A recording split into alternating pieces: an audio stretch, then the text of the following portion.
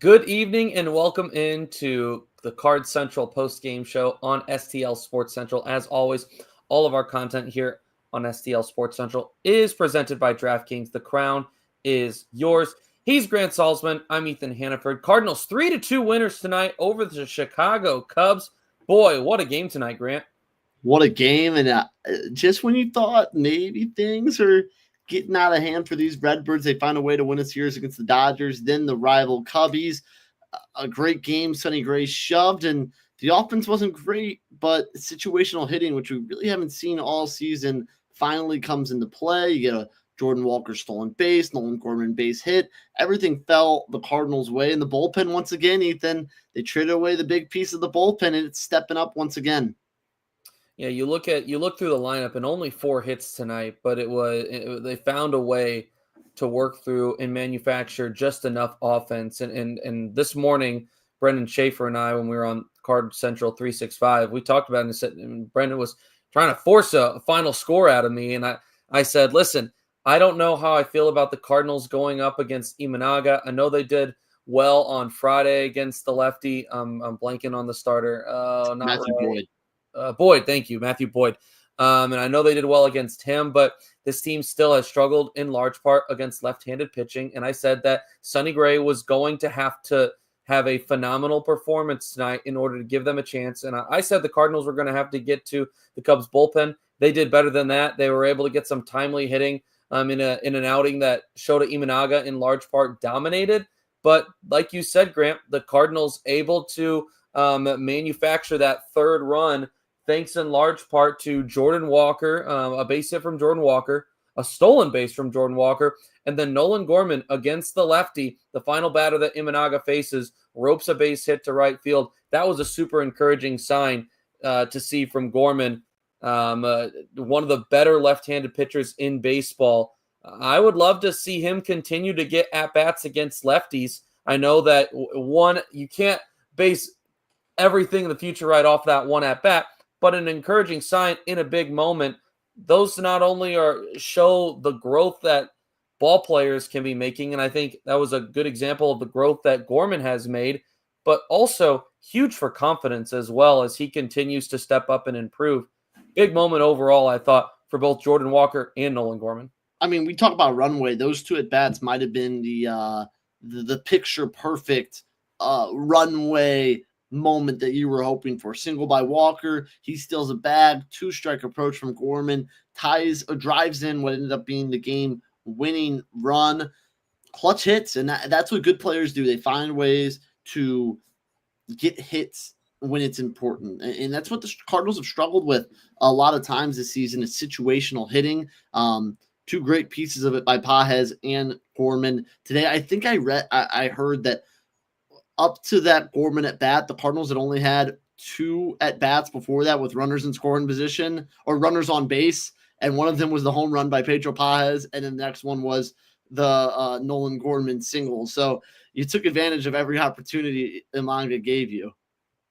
Yeah, absolutely. So an encouraging sign for the 2 young guys to get going tonight. Pedro Pages, a big 2-run home run. Did it make it feel any sweeter to you that Pico Armstrong just happened to be mic'd up and talking to the broadcasters on the ESPN broadcast tonight during the home run? I thought that was a little extra sweet. That was great. For a moment, I thought he was going to, maybe that ball wasn't going to quite get out and he was going to have a highlight reel play mic'd up. Would have been pretty cool, but it also would have sucked. So glad that Pedro had that extra 5 to 10 feet.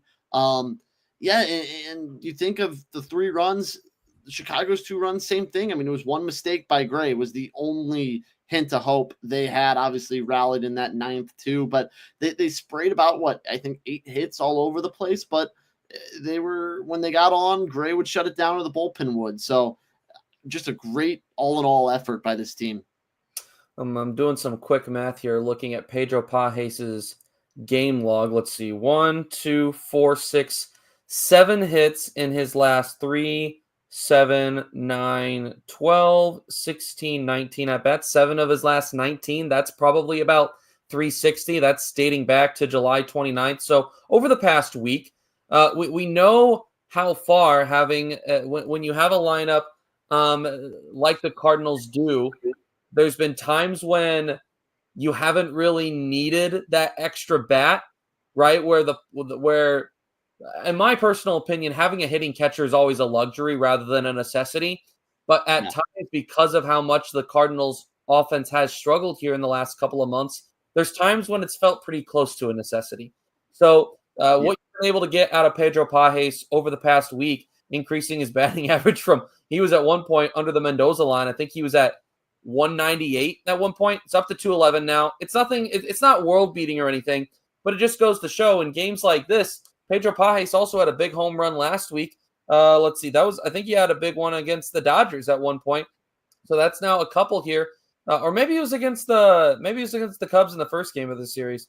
Either way, it was against the Padres. I'm sorry. Is that 3-run home run against the Padres? I'm tripping. I'm all over the place. Either way, Pedro Pajes not in there for his bat, but the bat has been benefiting the Cardinals here the past week. And not only with the bat, but throwing a clutch runner out there with Birdie in the ninth as well. A complete game from Pedro. And it had been, not only was his offense dipping, but the defense was dipping as well. And if you don't have one up there, like his fielding, which is why he was getting at bats, it was hard to put him in the lineup every day. We were seeing more Opposo, and then he throws the guy out like Taylor Garrison says, and hopefully this is just was a little slump, and this is kicking back in 360, as you said, in his last 19 at bats. Gotta be defense first for Pedro Pajes, and anything positive he adds with the offense is just a plus. But Ethan, if we're going big picture, there's a lot of positivity in this chat, and a little bit of, I know. I'm wondering if like people are feeling sick, if like what's going on, because like, okay. I think people are catching the fever right now. I don't know if I'd say they're buying in, right? But you look at the last 6, you've won 4 of your last 6 against good teams.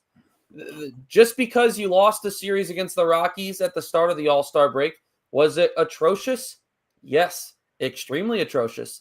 But that doesn't mean the Cardinals always play terrible at Coors. I will say that. Regardless, I don't even care about that. They're still the worst team in baseball history up to this point. The Colorado Rockies are. So just because the Cardinals lost a series against them just a few weeks ago doesn't mean I'm looking at them and not saying, well, they're still a really bad baseball team. You still have to go and play good quality baseball. But, you look at how this could potentially go, the way that the Cardinals have played over the past week, and you say, wow, this could get a little bit interesting here if the Mets continue to struggle, if Ryan Helsley continues to secretly play for the Cardinals and tank the Mets. He's been off to a rough start, a couple of rough outings for them, but the Mets have, I think, lost 7 in a row now. 7 in a row. 12 of their last 13. Things could get a little bit interesting here. And here's what I'm saying here. I'm not saying that the Cardinals are going to be a wild card team. Dalton's making sure the chat's staying realistic here. I'm just saying that all of a sudden, here in the next handful of days, if things continue to trend in the right direction for one team, in the wrong direction for another, all of a sudden, the picture could look a little bit more interesting than I think anyone would have thought that it would have at any point the rest of the season. Can we agree with that? No one thought the Cardinals would be within 2 or 3 at any point the rest of the year. Here's what I said. I said on a show, I hope they can get to within 3 games in September. And that would at least Helsley is sabotaging the Mets. Another blown game today by him. 3 games in September would at least give me some competitive baseball to watch in September. What I really said is maybe you win a series against the Cubs, you get it. Give me 2 more weeks of competitive baseball until football starts. Give me to the football season with some good Cardinals baseball on. And now you got a chance to, every Rockies pitcher you're going to face, 2 of them have ERAs over 5, and one's going to make his MLB debut. So you got a real chance to put some runs on the board, maybe wake this offense up. You sweep here, you got to think you'd at least gain a game on the Mets, and all of a sudden you're within 3 games, 2.5. It's going to be really interesting this next few days. So the question gets brought up here in the chat by Eddie Money asking if we agree that the Cardinals are playing better without Nolan Arenado. I would have to, if you're looking from a wins-loss perspective, I mean, I don't know what the Cardinals' record is since Nolan went on the injured list. What I can tell you is that I think that the guys are benefiting from consistent opportunity. And there's no doubt what the message is right now in that clubhouse for these guys is you're going to get your chance. And it's your choice if you're going to take advantage of it or not. And when Nolan Arenado is healthy, there's less opportunity because he's going to play almost every single day at third base. So what's up? No, sorry, I thought you were done. No, I'm wrapping up here. He's going to play every day at third base. So there's one less opportunity for guys every single day to be playing. And right now, just about every single player, it feels like, is taking advantage of it. Jordan Walker is. Nolan Gorman is. Mason Wynn has been for a while now. Alec Burleson has been for a while now. Guys are taking advantage of the opportunity that they've been given. And so, yeah, I would say that the Cardinals right now are playing better, at least offensively. It's no secret that Nolan Gorman continues to struggle defensively at third base, but he hasn't played that much there either. So I think hopefully the more time you give him there, the better he looks. But right now he hasn't looked great there. He had an error tonight, and it ended up causing one of the runs to score on the home run. So, but overall, yeah, I do feel pretty good about how those young guys that have been trying to take advantage of that opportunity have been playing. What do you think on this, Grant? I'll say no to the question because I think, to your last point, the defense that Arenado is playing, I mean, he's playing, I would say, close to Gold Glove level third base this season. Totally. He might not win the Gold Glove, but I think he will. He's first or second right now for sure. Ke'Bryan Hayes might have him, but losing that is huge. You know, plays that Nolan Arenado makes look routine don't get made, or Nolan Gorman makes the air like he did today, gives up another run. I think really it's you look at Nolan Arenado or Thomas Saggese, and right now Nolan Arenado is still a better baseball player than Thomas Saggese because I think he would be the one losing a lot of his playing time once Nolan Arenado comes back because I still think Nolan Gorman's in that peg just above him. So going like for like, I think just Arenado's defense puts him well above anyone else. So, yeah, I do think they are a better team with Nolan Arenado on paper. I don't know if what you said with it gives guys chances, maybe they're a little more fired up. That's totally a possibility. We just don't know for sure. So if you're going just looking at the analytics, just looking at on paper, having Nolan Arenado makes you better. Sure. And I think, you know, another thing to consider, right, is it's having the extra right-handed bat definitely is a plus. On the other side, offensively, when Nolan Gorman's been healthy since the start of June, he is by far, not even close, been the better hitter than Nolan Arenado. It's not even close. Now, the key word, when he's been healthy, he had that IL stint, and he hasn't been able to play as consistently. So that plays a part in that as well. But there's a couple of different things to consider there. But a good question from the chat. Can I say go ahead. one more thing about that before we move on? Here's my question too. Nolan, I think he's been hurt all season. Maybe this 15 days was a little more than he actually would have needed, but he needed that veteran time. He's down in sunny Jupiter working with a lot of guys get right down in Jupiter when they need it. That's where he's rehabbing. Maybe he'll come back up, and if the Cardinals are already pushing, maybe his offense ticks up a little bit, and he really helps them with that push. It's just a guy that it feels like could turn it on at any time. And if he has a month of being the Nolan Arenado we know, that makes this Cardinals team just another level with this lineup. I think you just have to be realistic about what is the peak of his bat at this point in his career. I mean, it's obviously not what it used to be, but even a month of him being above average for what he is right now is a huge plus over anything else the Cardinals could have.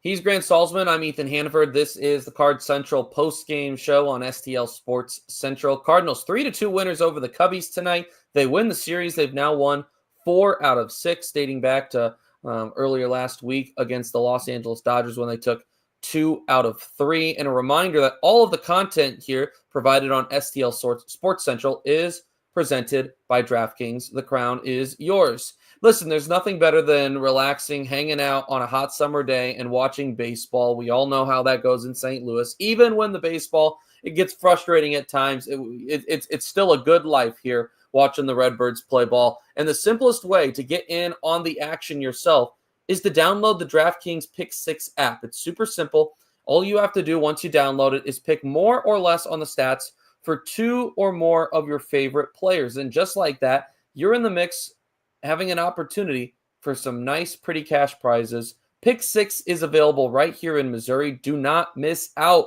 on the fun, gentlemen and ladies. Don't settle for a smaller payout. Switch to Pick 6. And right now, new customers can get $25 in bonus picks with their first deposit of $5. It's only on the Pick 6 app from DraftKings. The crown is yours. Gambling problem? Call 1-800-GAMBLER. Help is available for problem gambling. Call 888-789-7777 or visit ccpg.org in Connecticut. Must be 18 and over. Age and eligibility restrictions vary by jurisdiction. Pick 6 not available everywhere, including New York and Ontario. Void where prohibited. 1 per new customer. Bonus awarded as non-withdrawable Pick 6 credits that expire in 14 days. Limited time offer. See terms at pick6.draftkings.com/promos.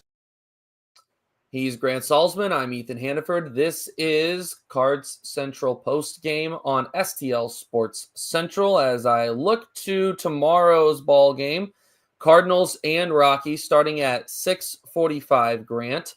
And the Cardinals will be sending out Miles Michaelis to the mound and still listed as TBD as of now for who the Rockies will be sending out. The Rockies 30-87 overall, and when you look at, even with how Michaelis has struggled, right, it feels, as I try to process how to evaluate Miles Michaelis, obviously been better at home. It's been better at home. There's no secret that it has been ugly the past 10 starts, but I do agree it's been better at home. And what we've also tended to see is that when he's on, like, it doesn't look bad. Like we've still seen a handful of decent starts from Miles Michaelis in 2025. Even in the last 10 games, there's been a couple of good starts. The problem, right, is when it rains, it pours. And when it all falls apart, it really gets ugly. And if Miles Michaelis, like I said, the optimism being that you're playing a team that's won 30 games through 100 and however many, 120-ish, is that if you can take advantage of a bad offense, maybe you get the better version of Miles Michaelis. Just an example of this. Obviously, we know how ugly it was in his last start against the Dodgers, but prior to that, his previous 2 starts were pretty good. At home against the San Diego Padres, 5 shutout innings, allowing 7 hits, and the one following that, 6 innings, 5 hits, 2 earned runs. So it's not to say that Miles Michaelis, it's guaranteed that it's going to be a terrible product every single time that he is sent out there. It's more so that when it's bad, it's super ugly. But I think there's a very realistic chance, right, that Miles Michaelis can still go out tomorrow and have a really sharp and effective outing.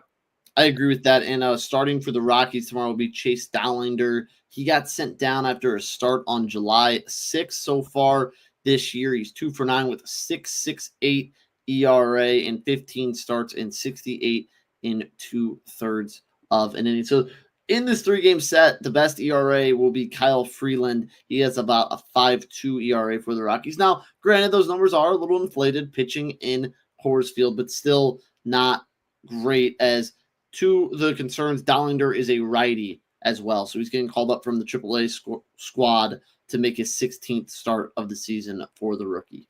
Still not a lot of optimism in the chat about Miles Michaelis. Richard saying, yeah, that's what we thought in Colorado. Very fair. Hamburglar saying that this one a slight against the offense. And this would be kind of Cardinal fashion if the Cardinals were to just get absolutely shut down by a random newbie in the league. Dalton, not optimistic either. Here's my question for you. Yeah. I asked this question to Brendan this morning, and I want to hear your thoughts. If the Cardinals are to start putting together some wins and all of a sudden they're right in the thick of the race, I mean, within a game. Yeah. Do you see Ollie Marmol change any of his managing tactics and how he constructs the lineup? Well, I guess that would probably be the big one. If you want any chance of Ollie Marmol mixing up the rotation, or I don't even know if that would be fully his decision. That probably, if you want John Mozeliak to change the rotation, right, in the sense that it would probably be Kyle Leahy getting stretched out and opening up games. That's probably what it'd be. If you want that to happen, then that's going to have to happen when things start to get ugly and fall apart, right? Yeah. So really it comes down to bullpen management's going to stay the same. It's going to be really lineup construction. Do you see Ollie Marmol's usage of any of these young guys adjusting or changing any? I don't think so, because if the Cardinals do get in it, what they're doing now is the reason why. So I think it'll be if it ain't broke, don't fix it. You'll find the guys that are hot. You'll find the guys that are not. But I do think that maybe if obviously come September when it's close, let's say it is, yeah, I mean, guys that maybe you see more, Leo says it, maybe you might see a little less of Victor Scott, because he's struggling against the lefty that day, and you need a little bit of offense. You put Nootbaar in center. Like, maybe guys that you were playing every day are playing 4 or 5 times a week and getting maybe that extra day off a week that you wouldn't see. So yeah, I could see things change a little bit, but very minutely. I don't think it'll be anything too crazy. This is one that's interesting to me, because we know that Victor Scott has been basically the everyday center fielder, besides the occasional start from Garrett Hampson. And we saw Lars Nootbaar, I think, once earlier in the week, maybe twice, but for sure once in center field. We know that Ollie does not like to roll with Nootbaar traditionally in center field. It's been asked multiple times of him, and he has made it pretty clear that he prefers to have a better quality center fielder. We saw that even last year when Michael Ciani was starting in center field every single day rather than Nootbaar. But now that we've seen him do it once, it kind of makes you wonder if it's because they're trying to fit in opportunities for all these corner outfielders, right? That seems like the obvious call. The question, right, becomes, does that still remain a thing if they're in the mix? Because if they're in the mix, Ollie's going to want, in order to aid his pitching staff, he's going to want the best defensive option out there. And I think that, knowing traditional Ollie Marmol, he's going to want Victor Scott out there over Lars Nootbaar. So I think that if the Cardinals start winning more, even if Scott's bat continues to struggle because of his speed, right? Because of his ability to turn basically anytime he gets on base into extra bases, because of that and because of his good defense, I don't think if the Cardinals are to continue winning that we see them play Lars Nootbaar much out there. Maybe. I agree. I could see that way too. I still think either way, it's not a huge thing. Like, no, I agree. I think it's very minute. I think it's maybe, let's say, Scott's getting benched one more day, or Nootbaar's getting benched one more game than he would normally, whenever their scheduled rest days are, if that makes sense. I'm seeing a lot of Nathan Churchlove. He's definitely a candidate to get called up in September. I mean, sometimes you just want to call up guys that are fast too, especially back when they had the 40-man roster. Adrian Chambers was the best guy to call up because he was just fast and could play in the outfield. So you could see something like that with Church. You could see Hampson stay up for that reason because he's a good outfielder. There's a lot of different options that could happen. But you got to focus right now on these next 3. Got to find a way to go out there. I'd say you need to sweep the Rockies. Yeah, no, I mean, yeah, obviously. I mean, in order for what? You have to sweep the Rockies in order for what? I think you got to sweep the Rockies in order to feel like 2 out of 3 probably don't lose any ground against the Mets. They play the Braves, I think. Oh, you're just meaning as far as just trying to catch up? Even that, but just continue some of that momentum. I think another sweep of that momentum is then just carried over, and I think this team really starts to believe in itself again if they aren't already. And I think for the fan base, a sweep over the Rockies, I think all of a sudden you're looking, man, we just won 2 series against 2 of the better teams in baseball, and then we capped it off with a sweep as well going into a weekend series against the Yankees. So these next 6 games are really crucial. you guys all mentioned Nathan Church. I wonder if that is to happen at some point, if it is Garrett Hampson is the one that gets the wave goodbye. I know that Hampson's here because he's a righty. That's why he's here. Nathan Church is not. So you would just be adding another lefty into the mix, and I don't know where he would play. That's my biggest thing with him is obviously he's been tearing it up at AAA this year, but he categorizes very similar to a lot of these guys they already have, right? Yeah. I thought he played more corner outfield. I might be wrong on that. I thought he played more right field than he did center field, but I could be very wrong on that. We got some very well-educated fans in here. I'm looking at the schedule, the upcoming schedule for the Cardinals, and I tell you what, I lick my lips a little bit looking at it because there's opportunity, right? There's opportunity. I'm not saying that this Cardinals team is a playoff team. I'm not saying that, right? But what I am saying is that if they continue to play good quality baseball like they have of recent, timely hitting, if you can continue to get this high of quality from your young bullpen, which that was a huge question mark after the deadline, right? If you can continue to do that, then who knows what the heck could happen. You got the Yankees following the Rockies, and then you got the Marlins, the Rays, the Pirates, the Reds, and the A's in your next 5 series. So things could get interesting. That's all that I'm saying. I totally agree with you. If they find a way to sweep these Rockies and they're just a few games back, it's just fun. Kool-Aid, I agree with Samuel. We might be drinking a little bit. It's just fun to have. We're chugging it right now. This is the max probably that we will drink it all year probably. I'll say this. Looking at this Rocky series, I was going, oh my, I might not watch a single inning of this series because Cardinals probably you would think lost the series to the Dodgers, lost the series to the Cubs, and they're coming in limping. I was thinking a week ago at this time, this Monday game or maybe the Wednesday game against the Rockies could set the Busch 3 record for low attendance. Now I'm not thinking that. Now I'm pretty excited for Monday tomorrow at 6:15 to turn on the game and sit down and watch. Because if they win tomorrow, they're 3 games out of wild card spot. And with this much time left, that is very, very doable. I'm pulling. I'm sorry, Hamburglar. I'm sorry, but what did he do? Put him up. He said I call myself a fan. It was a little hyperbole. I probably would have watched. I just wouldn't have been very excited. Probably would have watched like an inning or two. It might have been some background noise. Of the 27, he probably would have watched a couple. Maybe the ones I do a post-game show for. I'm pulling up here the NL Central standings. The the Brewers winners again today. Boy, they're looking good. Helping us out. What'd you say? I said it helped us out though. It sure did. The Brewers now with the win have a record of 73-44 and have won 9 straight. The Cubs 6 games back of them. The Reds 12 games back of them. The Reds currently 62-57. So to just assume that the Reds are not going to be in the mix is a little bit silly because they've been playing some good baseball and they made some moves at the deadline. So as I pull up the wild card standings, the Cardinals currently with the win tonight 3.5 games back of that wild card spot. Currently, the top 3 being held by the Cubs, Padres, and Mets. The Cubs 4.5 ahead of that of the Mets, and the Padres 3 games ahead of the Mets.